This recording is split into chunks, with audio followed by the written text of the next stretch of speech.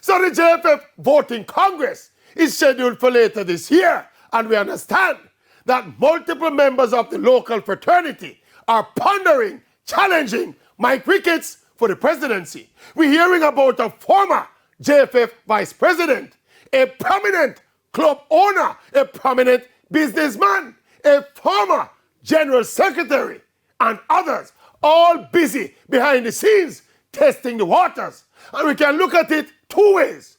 Democracy is alive and well in the local football fraternity. We can also conclude that the number of potential challengers is an index of the level of dissatisfaction with the performance of Michael Ricketts and his administration.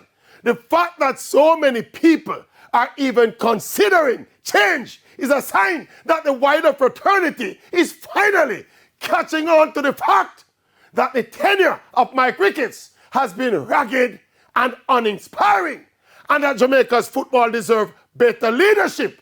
If enough of these people in the fraternity remain committed to that cause, then things could be very interesting in the coming weeks and months. Yes, the mob will go get some popcorn and soda. Well, I don't know, some popcorn.